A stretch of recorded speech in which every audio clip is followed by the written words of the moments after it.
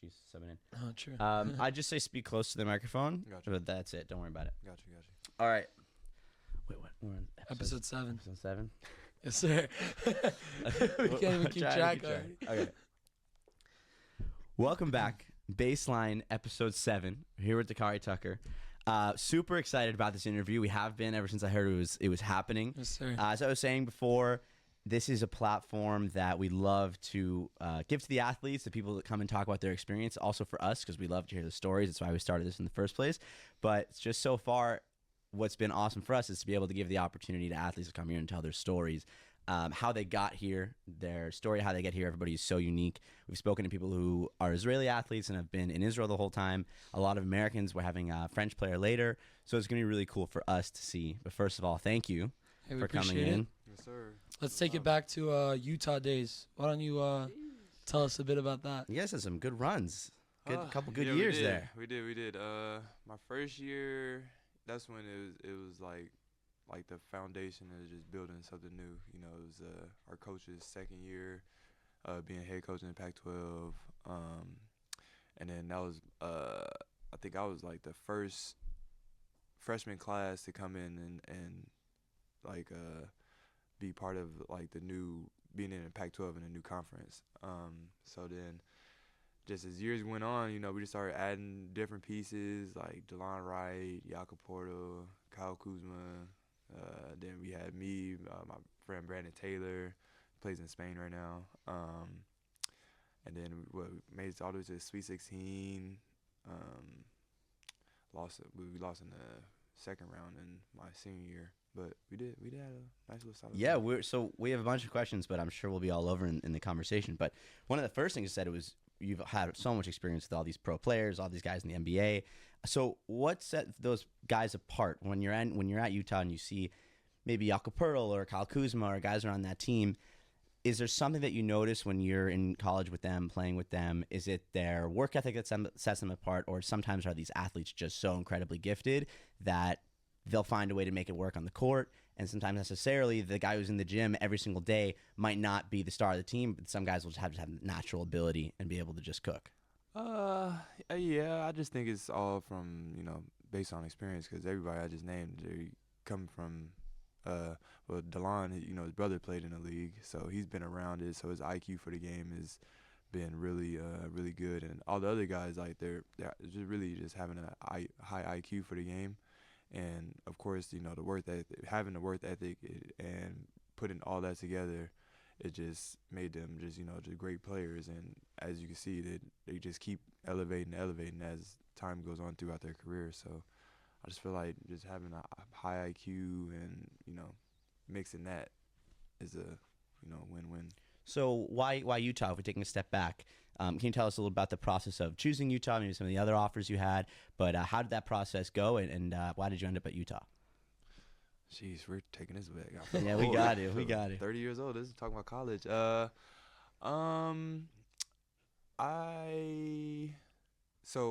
My senior year, I didn't even have a offer or anything. Like, I was still looking for a college to go to. I played travel ball my senior year, summertime, after the season, trying to find a college. Tried to go to USC. Cal offered me, but, you know, my grades wasn't right for that at the time. But I had an offer from Yale. But I really wanted to go to SC, but then they ended up telling me I had to go to prep school or JC first, and I'm like, nah, I'm not finna do that. I'm not taking that route. And this is like, I'm at the age where I'm just trying to play basketball. I'm like, school. I'm like, I don't know. But as time went on, I realized, like, you need school. Like, if no school, I can't play no basketball. Did you ever consider going to Europe before college or not? No, I didn't even think about professional basketball, like, during that whole time. But as time went on and I started learning a little bit more about professional basketball and stuff like that, because my dad didn't even know nothing about professional basketball like that, or the process of getting an agent and finding teams and stuff like that. So that was everything was new each year for me, so learning going on. But back to your question, I had SC. They had offered me, we wanted me to go to JC. I said, no, I'm not doing it. And then St. Mary's in Northern California, they was gonna offer me. And then Utah called. They was like, yeah, come out, for an unofficial visit, and then we'll like work out with the coaches and stuff like that. And I'm like, all right, cool. So then I went out there, did an unofficial visit, drove back home, and then a week later they ended up sending me a letter of intent. So. Awesome. What does that visit look like? Are you partying? Are you? Oh no. I went with my dad. We went out to work out. We just You're not checking out the sororities. No. This wasn't like a. This was a visit where no players was there. Like I just went and just met the coaches, and they just seen me, worked out with them, and then they ended up calling me back and was like, yeah, let's add them to the team. Is there any guys there that are like talking to you about coming while you're there? Ooh. At Utah, like when you do your unofficial visit, are you like going with someone who is kind of like telling you, yo, you should come here and play for us? So unofficial, no, like No. because it's really you don't know what's gonna happen. But if it's an official visit, then the coaches they gonna put the players, yo, we need you to watch him, do this, such and such. But me, no, I didn't take that route. I just went on an unofficial, just trying to get a scholarship. So what's it like building the program, as you mentioned before?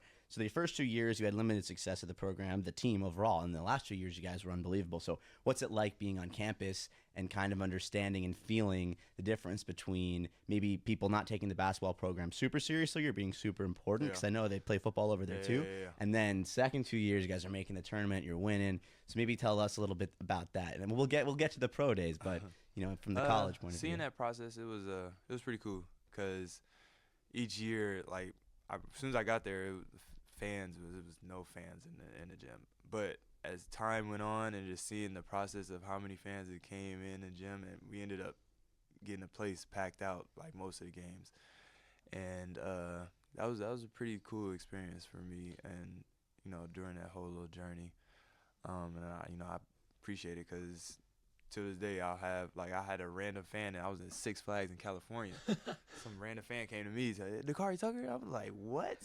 No way. So it was pretty cool, and yeah. Are there guys that came to visit and you're giving them their official visit? Kyle Kuzma. Oh, there you go. No way. Yeah, Kyle Kuzma, he came on a visit with the other couple guys too. They came on a visit, they hung out with us and stuff. Chilled. We didn't do nothing too crazy. We'll save that for the other episode. But Kyle Kuzma, he was one of the guys.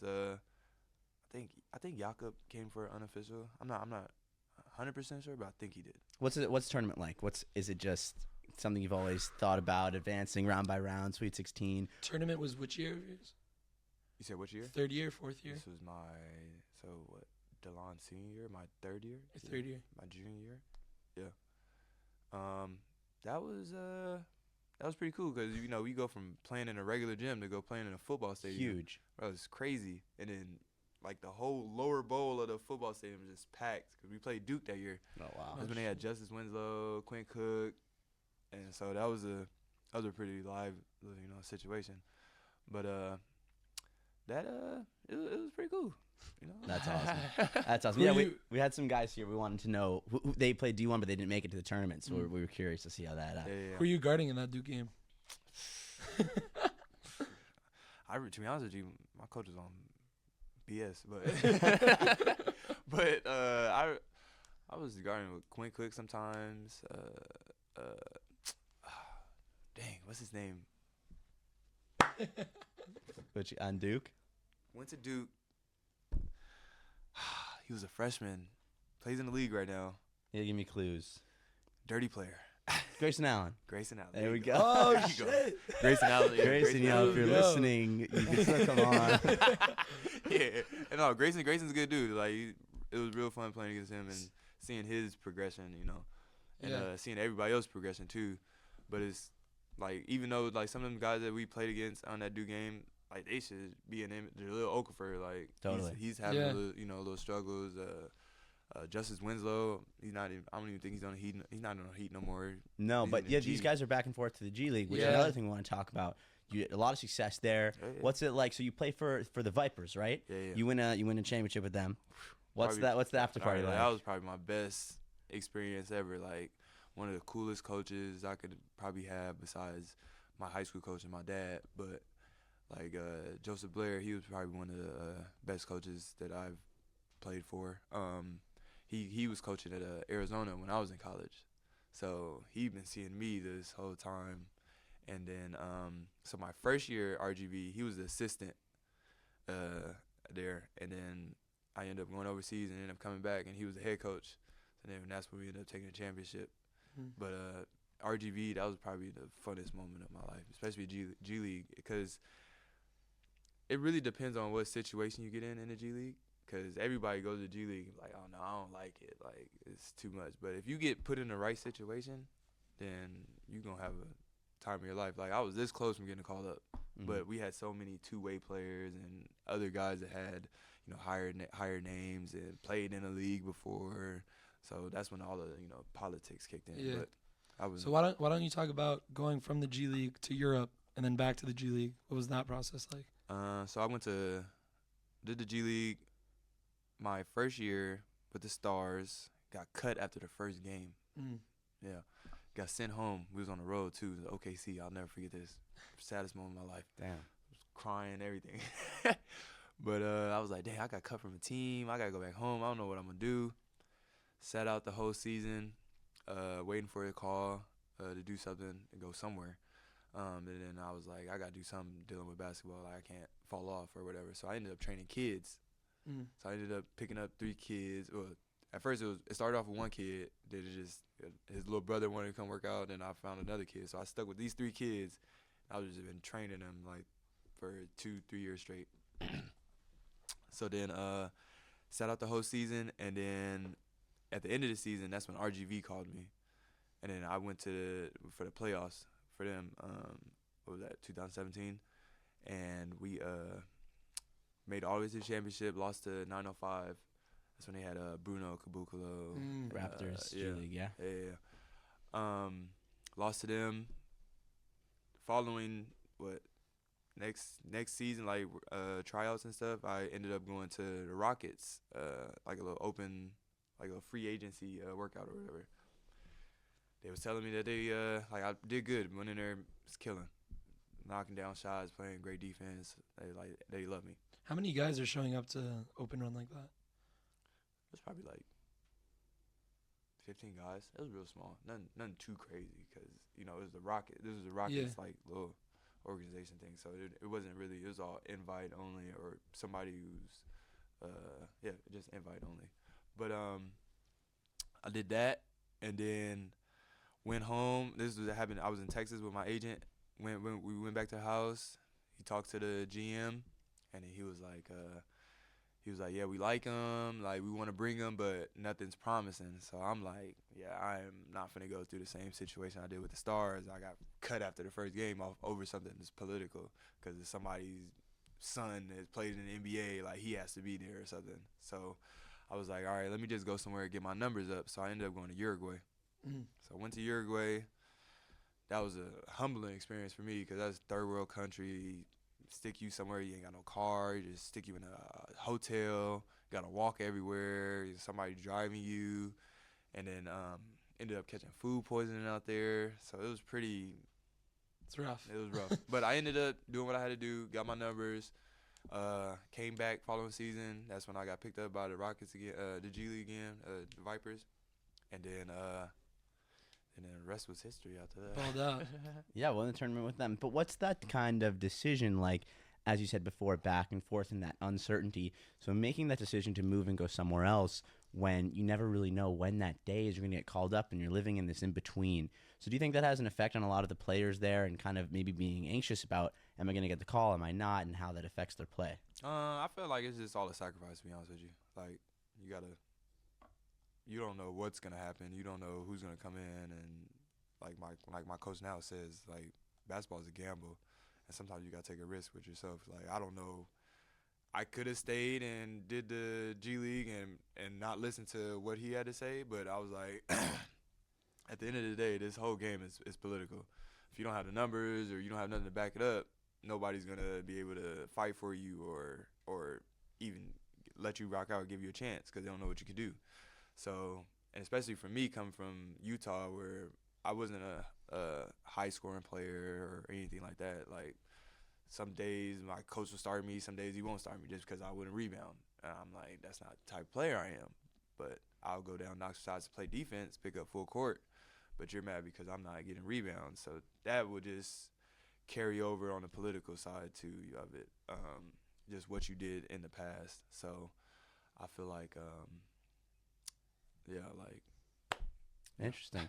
So we talk a lot about on this show is essentially the differences in a lot of different places that you play. So of course we know that the college is a certain style, maybe the G League has a different style, but now you're playing here. So we're going to be jumping all over the place. But now that you're here in Israel, maybe the time you spent in Hungary as well. So what are some of the things that you've noticed from, well, maybe the college game has a certain strategy to it, but playing in the G League and playing at that higher pace, how does that translate, or what are some of the differences that you saw at first when you came to Europe and now in Israel?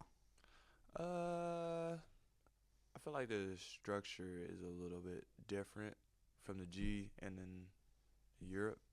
You know, G, you got so many different rules and being in Europe, like you can't sit in the paint for longer than 3 seconds on offense and defense. So there's more spacing on the floor. Like you use more layups, and that's what's valued in the G League is 2s and 3s. Like anything outside the key is not a good shot. Like anything inside the 3 and it's outside the key, you're not supposed to take it. Like for the Vipers, if you took a mid-range shot and it's outside the key and inside the 3-point line, you get subbed out. If you miss it, if you make it, then you'll see coach rolling dice like you're gambling with your minutes. So like it's real. The G League is real fine-tuned on what you need to take. So, but here, it's just a different pace. It's just up and down. I feel like this is made for somebody's coming fresh out of college. You feel me? Because it's like real fast-paced and similar to college. It was just up and down, up and down, up and down. It's more strategic. Yeah. Well, I think G League is kind of like catering to the NBA. Yeah. Which all the teams are kind of doing that. Game style now is just the 3 in the layup. Yeah. They're not gonna have their guys be shooting middies. Yeah. Although like you got guys like SGA and D-Book, that's their whole game. Yeah. And they're MVPs at it. Well, you'll have certain guys that could do that. Yeah. But if you have like somebody like coming like me, like you gotta come and play your role. But you're not. Everybody can't be a James Harden. Everybody can't be no Westbrook or LeBron James. Like you gotta play your role, and that's what some people fail to realize when going to the G. Like they're trying to score. Like no, teams are not looking for that. Like you gotta be able to come in, play defense, grab rebounds, do the small things, and that's something that I didn't really, realize as time going on. But as was time going on, I realized like and being around other NBA players. Like I've been around Kyrie, Westbrook, James Harden. Played against James Harden in high school. Like I didn't even know who he was. But like being around these people, like you're not gonna be that guy. Like you gotta come in and do what you do best and play your role. That's what teams are looking for in the G. And how about in the Israeli league? Do the coaches cater you to play a specific role, or they kind of? I feel each team is different. Each coach is different.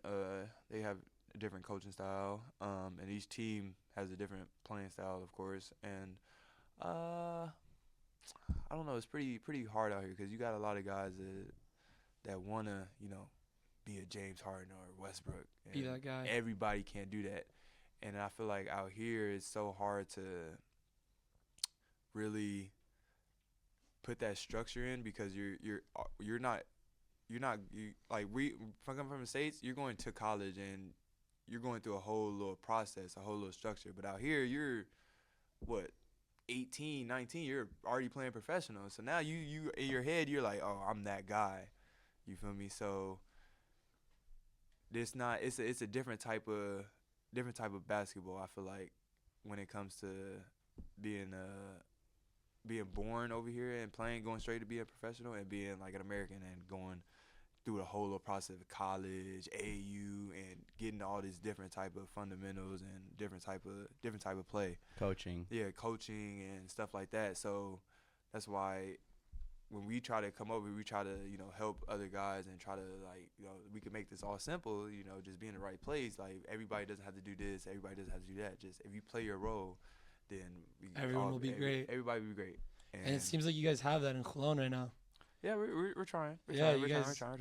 Got your guard along. Yeah. Wow, he's tough. Yeah. His handle. Yeah, that's my dog.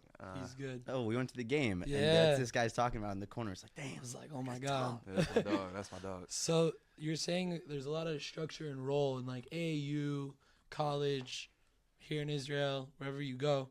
When you play in something like Drew League or like Pro-Am games, like in the summer, how's that like? You just go out and ball? That's conditioning, bro. It's conditioning? Just running. Just conditioning and having fun. And I never really played in the Drew League either. Like, last year was probably like my full time playing in the Drew League. Each time I probably go play like 2-3 games just so I get some extra cardio in. But last year was probably my first time actually playing in it and going all the way to made it all the way to the championship. Played against DeMar DeRozan. Oh, sweet. It's crazy. I saw that picture. Yeah.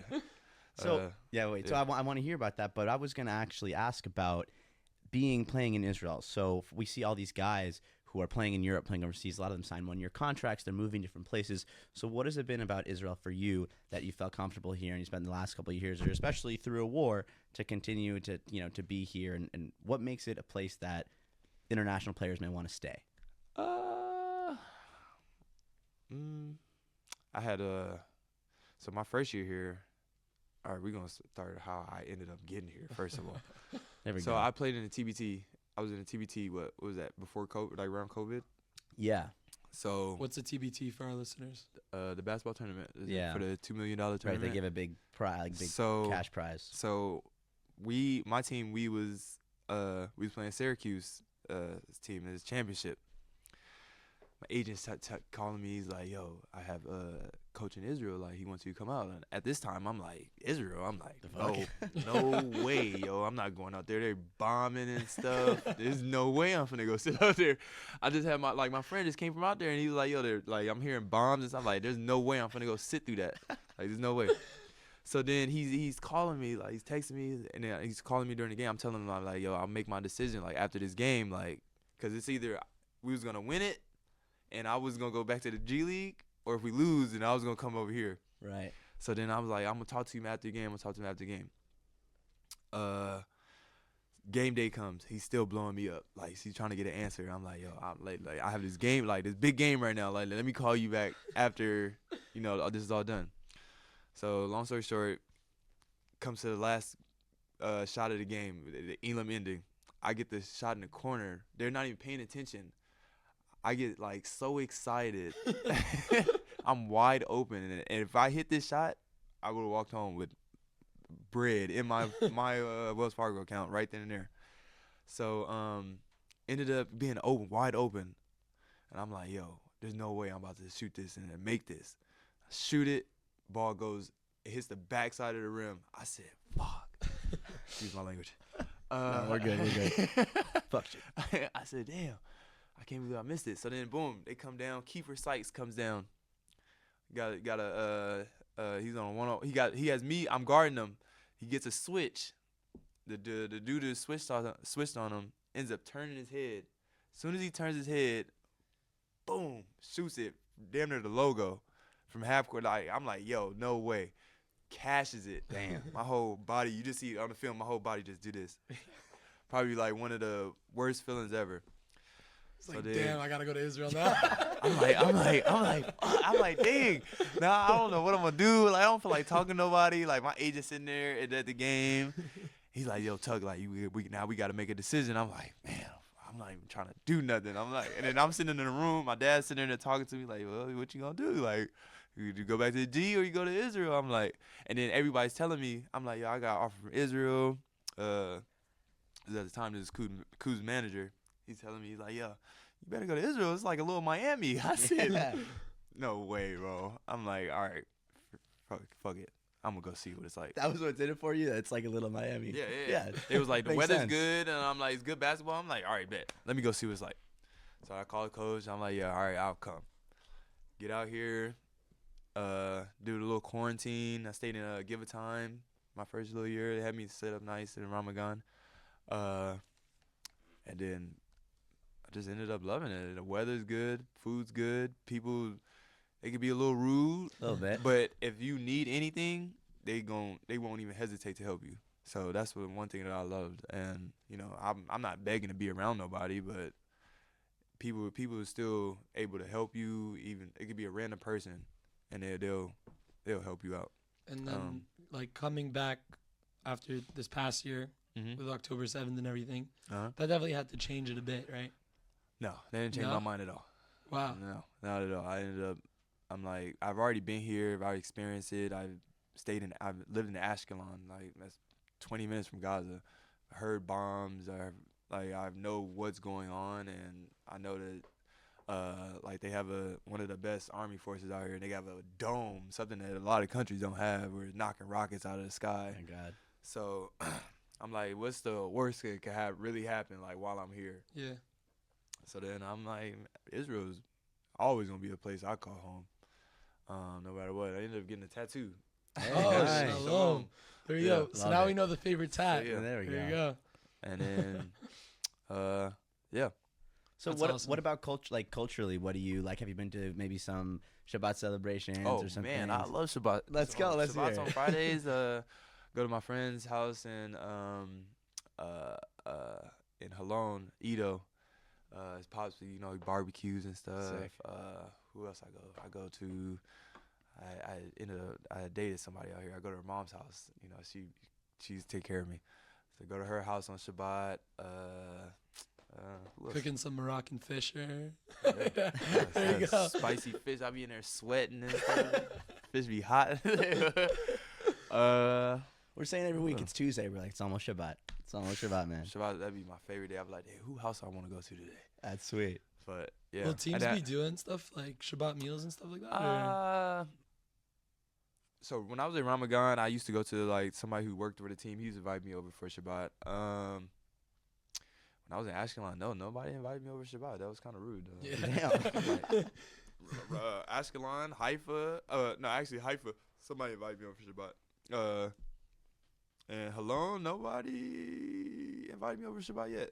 But I'm not really tripping. But you know, yeah, I know a lot of people out here, and I can go to anybody's house I want to hit up. But That's great. Yeah, Very cool, we man. love to see that. We've asked a few international players about like their Shabbat experience, and like it's only positive. People love to hear about it. Love to just to celebrate with family, a day for family, a day to put down distractions. yeah, and- it's a different vibe, and it's something that we don't have in the States. You know, that's something that I'm like, dang, it would be nice to have like a day where you know family come in, just chill, cook, eat, Drink. and just yeah, that too, and then just chill out. But you know how to we have like something that you gotta set up, like yo, let's have something, you know. Yeah, it's a whole big deal. Yeah. But here it's like in the schedule, It's in Friday the night, schedule, going to it's be there. You gotta be there. If you're not there, then you lame. I guess the closest thing you have is Thanksgiving. That's yeah, once a that's year. once a year. Yeah. You know, you wish you could have that more Christmas. often. Yeah. Totally. Yeah. So tell us a little about your experience playing for Maccabi Ra'anana versus the Wolves, because I was just watching that and what was that experience like going out there and how they treated you and the players, incoming players for them and that game. Did it feel so different because you're in a different court, bigger, big stadium? I mean, you know, I played in the G Right. League, so I'm used to the 3-point line being so far away and the spacing and stuff. But only thing that was probably like just new is like our coach, like he just really had to let us rock out because we had to pick up a whole bunch of guys that we never played with before. You feel me? Yeah, you were saying that earlier. Dwayne Bacon. Yeah, Dwayne right? Bacon. Jay Siggs was on that team, right? J6 did come. He ended up coming late, but initially he wasn't supposed to be there. Mm. So then we ended up, I guess some guys couldn't make it or something. Like we supposed to have, dang, That was our first interview. Kimba J6. Walker. It was somebody, some top NBA player. He was supposed to play and he didn't end up showing up or whatever. So then we had to pick up like a whole new roster. This is the same year that he had 40 against the Thunder. No. That was This was no, the I year think. before. Yeah, it was the Year year before. before. Yeah. Yeah, it was great. He came in and told us all about that experience, and it was great. Like hearing from him, his perspective Yeah. from being here, it was super awesome yeah, to Jay hear. Siggs the man. No, J6, that's my dog. And I didn't even realize how old he was. I'm playing against him, and then somebody told me his age. I said, what? And then I found out he had a kid in college. I said, what? What is going on? It's wild. Now his son is killing it in the league. I'm Keontae. like, bro, Yeah. that is crazy. Now I see Yeah. apple don't fall too far from the tree. So Seriously. he's not, bro. J6 he's probably one of the I mean, it was best players. crazy dropping 40 at his age. Like, Come on, bro. Lou Dort, one of the best defenders Come on, bro. NBA. It's Wild. ridiculous. Yeah. So we're going to wrap up a bit. All right. Get there. So we have this little segment we do. Okay. Basically, put on a shot clock, 24 seconds. Okay. And we ask you rapid fire questions. And you just give us one-word answers, whatever All right, it is. Let's get it. Alex go. had like 7 or 8. So I guess that's the score to Every beat. week we're kind of setting a new record, but we kind of have to change a little because some people are giving bullshit answers. So we Okay, gotta okay. like. I ain't gonna give you no bullshit. Yeah, all I right. ain't gonna give you no bullshit. Good, Yeah, good. I'll give you- I'm going to pull up. No, you can't be looking at the questions. There's no I'm cheating. Pull it No, up you the put up the timer. You put Oh, the timer. I got okay. to make sure I see the clock. You feel me? All right, so we're going to go 2 and 2. And you're going to start, man. I'm gonna start. Wait. Yeah, I gotta pull it see up, the pull it up. Quality ones. All right. All right, 3, 2, 1, go. Favorite basketball movie. Oh, love it, basketball. Go-to hype song for a game. Ooh. Let's say Nipsey Hussle, Racks in the Middle. All right, Christmas or Hanukkah? Christmas. Shabbat or Thanksgiving? Shabbat. One word, describe your game. Dang. This is tough. Answer. I don't know. Shooter. Yeah. There you go. And then I Shooter. wanted to ask if you could have one-on-one versus any player. That One whether what? you could play one-on-one versus any players in the league, someone you played with in the past. Someone you haven't played. One player. I'm not even a one-on-one type of player. I don't No. know. But if I was playing one-on-one with somebody, I don't know. I'm really just chill. We got guy, bro. Kobe. Last time someone said Kobe. Kobe? I want to play Kobe. That's what Jared said. See, why would he pick Kobe? He probably just wants to talk to him afterwards. yeah. He got 11-0'd by Kobe. For sure. Thanks for your time. Probably James Harden. James Harden. Yeah. When you played him in high school, he didn't have a beard, so no way you could recognize This him. was when he was coming out of college. Oh, yeah. I played against him, and I didn't even know who he was or anything. And then they told me who he was, and I'm like, oh shit, Yeah, it's James Harden. that's wild. You Seriously. played again. And then also playing in the G League too. That's somebody like I would look at the highlights of just how he's playing or how he be shooting and stuff like that. Just how he controls the game. Like he's not the fastest, he's not No. the strongest. I mean, he's pretty big, but you know he's not the fastest guy out there. And it's all about pace. You feel me? And that's something that I try to learn and use the aspect. Like try to have pace in your game, and then try to That's do awesome. something different. Well, speaking of pace, I was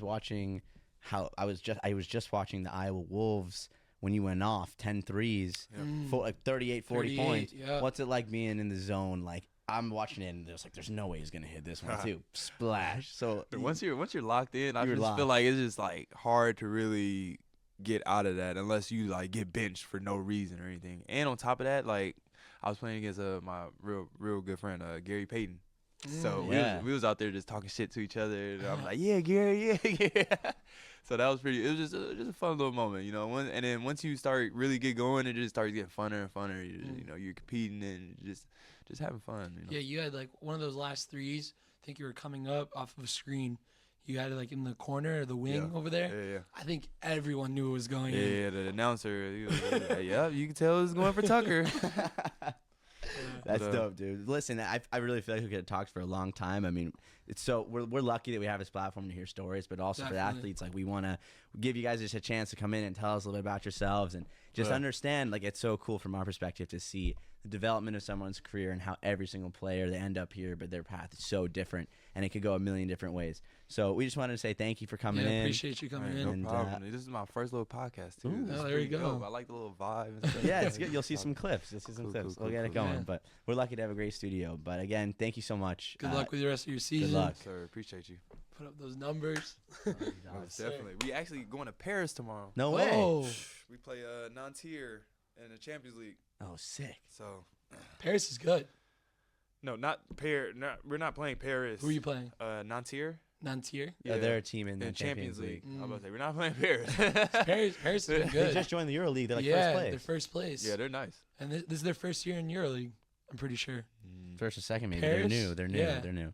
They've had French teams in the past, but I think this team might be new. But that's sick. So how does it work? You're how many games you play in Europe. And does anyone come here these days, or you got to go out there?